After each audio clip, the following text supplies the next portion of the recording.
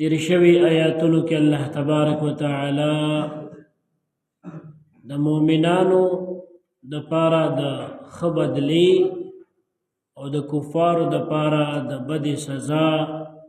او د جهنم کې د همیشه اوسېدلو ذکر وکړو. مخکې په دې ټولو آیاتونو کې څومره چې سورې بقره کې تیر شو، الله تبارک وتعالى د منافقینو ذکر هم وکړو، د کفار هم وکړو، د مؤمنانو هم وکړو. بیا د انسان فضیلت هم ذکر کا. اوس ورپسې د اهل علم، هغه خلک چې علم والو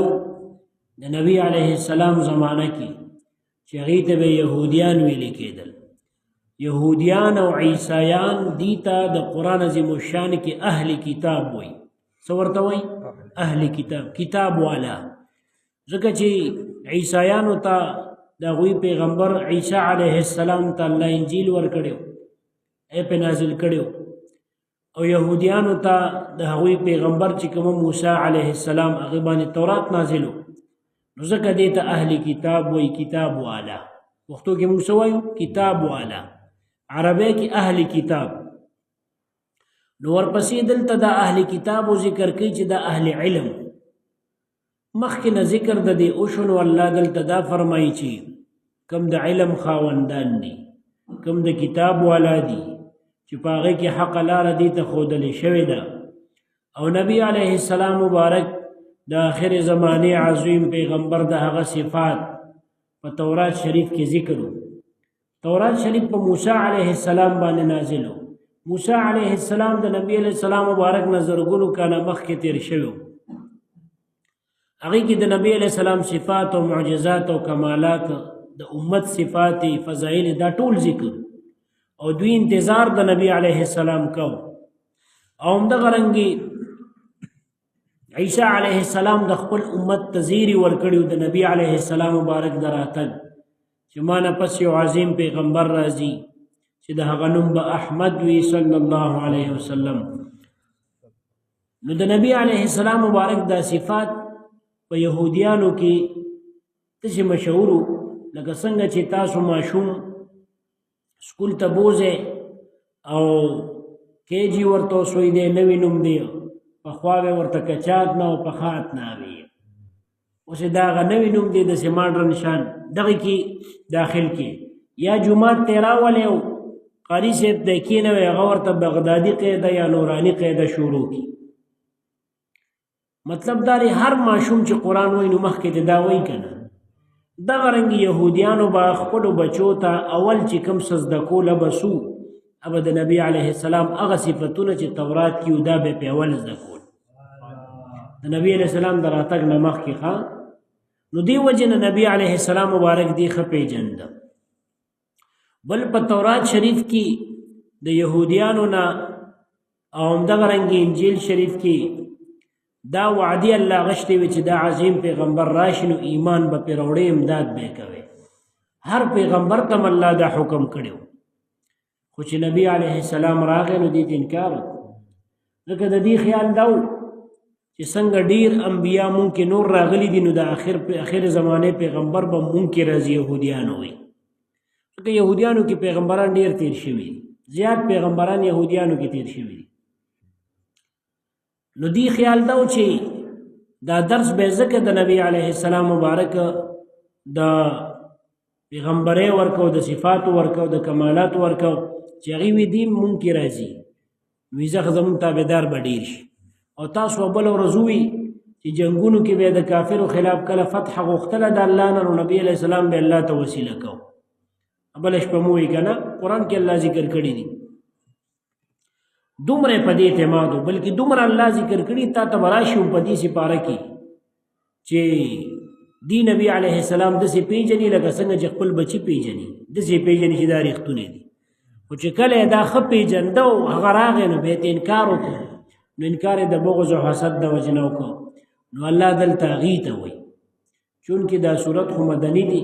نبی علیه السلام باندې مدینه منوره کې د هجرت نه پس نازل دی، او مدینه منوره کې یهودیان،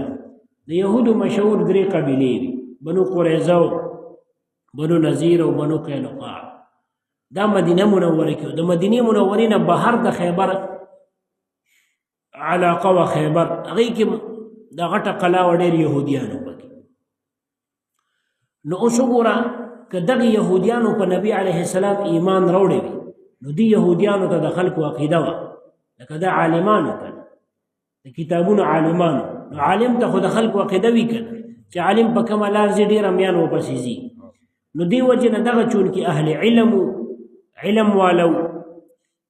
او دی بیا هم د نبی علیہ السلام مبارک مخالفت کو دی ته پته مو چې دا د الله عظیم پیغمبر هم دا دی هغه صفتونه چې کوم و پکې موجوده مو خو دی به بیا مخالفت کو د نبی علیہ السلام هغه صفتونه به خلکو ته غلط بیانو نو الله تعالی دی مخاطب کوي دی ته وایي چې اے بنی اسرائیلو ورته وایي بنی اسرائیل اسرائیل چې دینو دا د یعقوب علیہ السلام لقب دی یعقوب علیہ السلام د حضرت ابراهیم علیہ السلام نو وسیو د ابراهیم علیہ السلام یو زوی اسماعیل علیہ السلام بل زوی و اسحاق علیہ السلام د اسحاق علیہ السلام زوی چې د یعقوب علیہ السلام نو او د یعقوب علیہ السلام د زوی نوم یوسف علیہ السلام نو دا یعقوب علیہ السلام دا د یهودیانو نیکه او پلار دی ځکه د یعقوب علیہ السلام یو زوی یهودانو یو لسمه سپاره کې به تاسو ته راشي یهودا د هغه اولاد ته یهودیان ویل کېږي نو دلته دې ته ویل کېږي بني اسرائیل د یعقوب علیه السلام لقب د اسرائیل بچي علیه السلام دغه بچي دلته اسرائیل ولې ویل کېږي دا اسرائیل د عربی ټکي نوم نه دی دا د عبرانی ټکي نوم دی د عبرانی ژبې نوم دی د عربی ژبې نوم نه دی عبرانی یو زړه ژبه د زوړ زبان دی تورات شریف هم دغه ژبه کې لیکلی شوی و انجیل شریف هم دغه ژبه کې سوریانی کې لیکلی شوی و سوریانی او عبرانی دا ډېره پخواني زبانونه دي نو په عبرانی کې اسرائیل اسرا عبد ته ویل کېږي بنده او ایل الله ته ویل کېږي نو اسرائیل معنی عبد الله یا اسرائیل معنی صفوت الله یو بزرگ کس الله ته نږدې کس د الله غوره کس غوره بنده که نه نو اسرائیل معنی عبد الله یا صفوت الله دا د لقب د یعقوب علیه السلام او خپل نوم یعقوب نو الله دلته فرمایي چې ابن اسرائیل اذکروا یاد کې نعمتي التي زماغ نعمت انعمت علیکم چې تاسو باندې مې وکړو اوفو پوره کې بعهدي وعده زما ما سره چې کوم وعده کړی پوره کې نو اوفي بعهدکم زما د سره وعده پوره کوم و ایای او خاص زمانه فرهبونی ویریږي والله دې ته فرمای یاد کې هغه نعمت اوس دا کم نعمت چې الله تعالی دې ته وی یاد کې چې تاسو باندې مې کړو دا اصل کې د دې په نیکونو دا نعمتونه شوي په دینو شوي موسی علیه السلام چې کله نبوت اعلان وکړو نو دا داسې یو ټیم تاسو ته دې تفصیل را روانم دی و دا داسې یو ټیم چې یهودیان ټول د فرعون سره غلامان او قیدیان فرعون د مصر بادشاه هغه په دې حمله کړې و د ټول قیدیان کړي په دې به سخت کارونه کول د دې زنانو به دغه د فرعون قوم ته قبطیان وي څه به ورته قبطي دا دغه قوم نوم قبط دغه قوم خدمت به د دې نارینه او زنانو کو په زنانو باندې به خدمت کو په نارینو به خدمت کو ځوانانو به خدمت کو سخت کارونه به وکول لکه غلامانو د هغې په دغه ټیم کې الله تعالی موسی علیه السلام را پیدا کړ بیا هغه ته نبوت ملو شو هغه تفصیلي قصه خپل ځای کې را روانه ده نو بیا دې ظلمونه به ورسره کول بیا هغه خوب فرعون لیدلی و چې یو اور د بني اسرائیلو د طرفه دي ته به بني اسرائیل وي یهودیانو ته د فرعون قوم ته به قبطیان وي هغه خوب لیدلی و چې د هغه طرفه اور راغی او په دې باندې را پرېوته نو بیا تپوس وکړئ د دې خوب څه معنا ده وي یاره په دې کې به یو کس پیدا کېږي چې ستا بادشاهي به د هغه د لاسه ورانېږي نو بس دغې شاه بیلی بس یو کال هر کال به نارینه ماشومان د دې وجنې هلکان څومره چې وه به وجل او ښځې به یې پرېښودلې جنکۍ به یې پرېښودلې بیا ورته چې ووایي چې دا کم ځوانان دي دي به بوډاګان شي بیا به زموږ خدمت څوک کوي ته چې دا ټول وجنې وي زه یو کال یې وجنې یو کال یې مه وجنې نو کم کال چې نه وجل په هغه کال باندې هارون علیه السلام پیدا شو د موسی علیه السلام مشر ورور او چې په کم کال وجل نو په هغه کال موسی علیه السلام پیدا شو بیا هغه مور پټ کول وی هغه اوږده قصه ده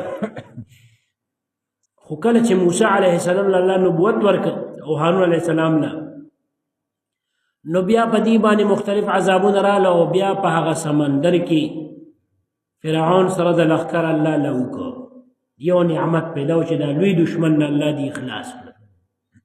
دې ته سمندر کې لاره ورکړه او هغې پکې برباد کړ بیا چې دې خوا دې رااله په هغه یو میدان کې گیر شو نو هلته سورې نو الله پې سورې راوستل وریځې به پې سورې کو اوبه نه وي موسی علیه السلام په کاڼي ګزاره کو 12 چینې روانې شوې دغه رنګې خوراک نو تیار بوله مړزان د اسمانه راتلل او خوږ شیز ترنجبیل چې ورته وایي د واورې په شان به په ونو کې د ونو چړني دي شان به خوږ دا به یې خوړه دا به یې خوږ شیز خوړه او تر سکون به یې مړزان وال بې تکلیفه بېغمه او راته مړزان به خوړل به دا احسان نو ورسره الله وکړه کپړې به نه زړېدي شلېدې به نه وجود سره چې غټېدل به کپړې به مو سره غټېدي داسې الله تعالی ورسره احسانات کړي دی د دې نیکونو سره کړي نو ته به وایې چې دا خو یې نیکونو سره کړي نو دې نوزو ته الله ولې یادوي جواب دا دی چې د نیکونو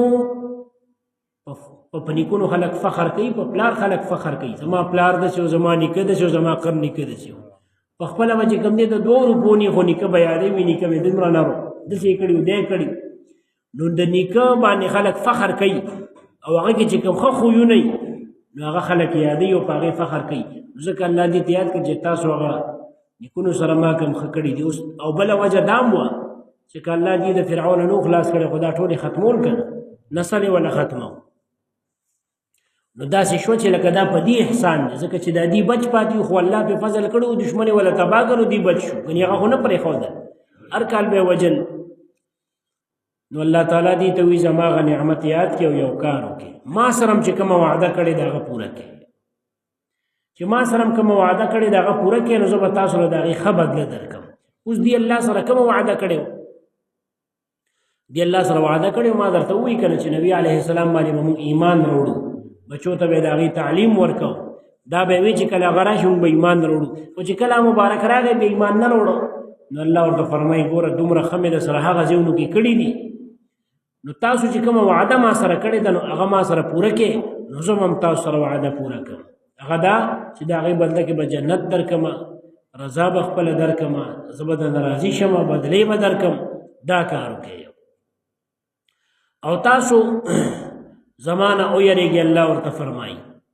وی زمانه او یریږي او دا وعدې مه ماتوئ کوم چې ما سره کړي دي اوس دلته وایي یا بني اسرائیل اذکرو یاد کې نو یادول په 2 قسمه یي ښه یو دی چې یو سړي ته ویل لکه زما دا خبره ایره نه کې ګورې یاد یې که نو یاد کله په مقابله د هیره کې راځي او یاد کله په مقابله د چپوالي کې راځي لکه ته ورته یاده که ته ووایه زما هغه ما چې سره کوم ښه کړي ته لږ یاد که مطلب د هغې نه چپ کېږه مه نو یاد په مقابله د چپوالي کې راځي او یاد په مقابله د هیره کې راځي نو دلته الله دې ته وایي چې یاد یې کوي یعنې هیروی مه هیروی مه او د شکر یو څو طریقې دي یو طریقې دام ده الله قرآن کې ویلي دي که نه چې تاسو زما شکر ادا کړئ او ناشکري مه کوئ نو د شکر یو طریقه دام ده چې ته هغه نعمت د الله یاد کړي ځکه الله فرمایي 13مه سپاره کې سوره ضحا کې واما بنعمت ربک فحدث د الله نعمت چې کوم وي هغه بیان کا تا سره چې الله کوم احسان کړي به طور شکریه چې ته دا وایې چې الله ما سره الله داسې احسان کړی کبر نه کې فخر نه کې خو د شکري په طور ته د هغې بیان کې نو دام د شکر یو طریقه ده دلته دې ته الله فرمایي یاد یې کې نو د یادولو 2 طریقې شوې پړه کې یاد کې هیروی مه او په ژبه یې یاد کې نو الله چې د سره کوم احسانو کې ابه یادې دغه رنګې الله مونږ سره عظیم احسان کړی چې عظیم پیغمبر صلی الله علیه وسلم مونږ له راکړی دی نو اب هم مونږ یادو زړه کې به هم یادو په ژبه به هم یادو او بیا چې په کومه میاشت کې هغه مبارک پیدا شوی ربیع الاول میاشت کې نو هغې کې بیا خلک صدقه هم کوي خیرات هم کوي او محفل هم مقرروي د ذکر د نعت د واز نصیحت څوک ول سیرت النبی نوم ورکي، څوک ول میلاد النبی نوم ورکي. دا هغه نعمت یادوي، دا هغه یادوي. نو د نعمت یادول دام د شکرې یو طریقه ده. نو د نبی علیه السلام مبارک یاد چې په دغه طریقې سره کې، نو دام د شکرې یو طریقه ده او دا قرآن نه ثابته ده. ځکه بني اسرائیلو ته الله څه وایي؟ اذکروا، یاد یې کوي. او بیا هلته بل ځای کې فرمایي چې زما شکر ادا کوئ او ناشکره مه جوړېږي. هلته هم ورته اذکروا، یاد کوي. نو ته چې د الله نعمتونه په تا کم شوي دي، نو د هغې یو طریقه د شکرې دا ده چې زړه نه به ته اقرار کوې چې یو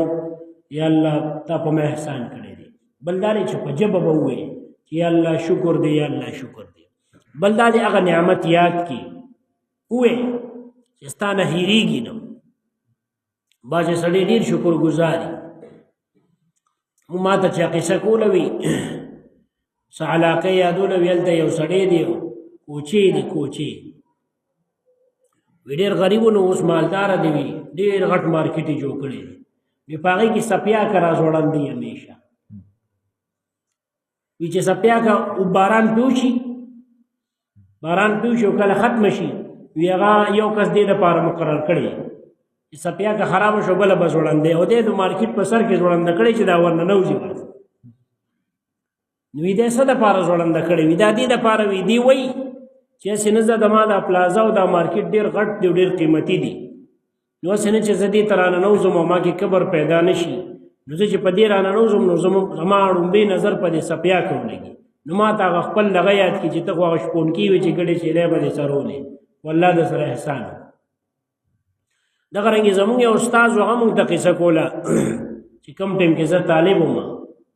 په هغې کې راته په درس کې دا قصه کوله. وي زما یو ملګری دی او ډېر مالداره دی. وي دومره مالداره دی چې د هغه په دې اجره کې چې کوم دا مالګه چې پکې اچي دا ډبي، وي دا هم د سرو زرو دي. وي چې زه لاړم بیا مې ورته چېره دا خو جایز نه دي د سرو زرو د استعمال په دې طریقې سره. نو بیا ختم کړم. نو هغه ته ما یو ورځ نصیحت کو. نو هغه ما ته وی چې ستا نصیحت خو صحیح دی، ما کې الحمدلله کبر وي نشته. وی هغه وی چې ما سره کور کې یو بکس دی او دا بکس زه میاشت کې یو ځل خامخا کلاومه او خپل ټول بچي ځان سره کښېنوم او ورته یم چې راشئ لکه دا وګورئ. نو هغې کې څه دي؟ هغې کې زما هغه زړې جامې دي چې هغه ټیم کې مې مزدوري و دي اړې کوله، زړې سپلی دي پکې، داسې هغه زاړه زاړه څیزونه. وی هغه زه مې ځان سره ږدلي. نو میاشت کې یو ځل زه زامنو ته دا خیل چې ګوره زه ګورې دا سړی وم، والله تعالی را باندې فضل او کرم او احسان وکړو، او هغه راته حالت ګورې دا هغه ځان ته یادوي چې کبر ونه کړي، غرور ونه کړي. نو چې انسان غرور او کبر نه کوي که نه، نو الله په نعمتونه زیاتوي. دا حضرت سلیمان علیه السلام باره کې داسې کتابونو لیکلي دي چې د ده دا تخت به واوړه، دا خو قرآن کې هم ذکر دي. او بعضو کتابونو لیکلي چې د ده دا تخت یو ځل ډېر زیات دی هوا اوچت کړه، دومره اوچت کړه چې د اسمان ته نږدې شو. نو الله تعالی فرشتو ته عرض وکړه چې رب خپل دې بنده دی ډېر د دنیا ډېر فضیلت دی ورکړی، د آخرت هم ورکړی، ځکه د الله پیغمبر خو لویه بادشاهي دې ورکړې ده. نو ګوره دا تخت چې کوم دی اسمان ته رانږدې کېږي. نو الله تعالی ورته چې ده کې یو کمال هغه دا دی چې دله زه څومره نعمتونه زیاتوم نو ده کې عاجزي زیاتېږي، کبر پکې نه پیدا کېږي. او که ده کې لږ غونټې اوس هم کبر پیدا شو چې دا تخت دی اسمان ته نږدې دی، نو دې ځای نه پې دا تخت ور الټه کوم، خو ده کې کبر نه پیدا کېږي که نه. نو کبر او غرور دا ډېر بېکاره دغه دی. او په یاد د نعمت یاد سره سړي نه کبر وځي چې کوم الله د سره احسان کړی دی. نو الله فرمایي یا بني اسرائیل، اے اولاد د یعقوب علیہ السلام، اذکروا یاد کے نعمتی اللتی زما اغ نعمت انعمت علیکم چی امک پتا سباندی و اوفو او پورکے بعہدی وعد زما ما سرم چکم وعد کردی داغا پورکے اوفی پورا بکم بعہدکم وعد استاسو زما تاسو سر وعد پورکم. اس اغی اللہ بو سر سنگ وعد پورکی یعنی جنت پور کی اجر بور کی.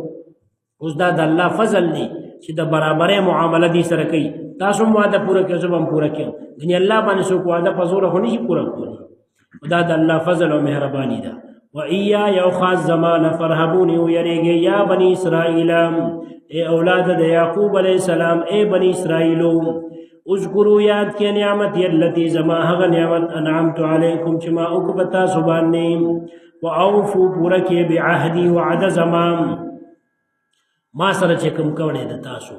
اوفی پورا بکم بعهدکم وعد تاسو زو ایا یو خاص زمانه فرهبونی ویریږي صدق الله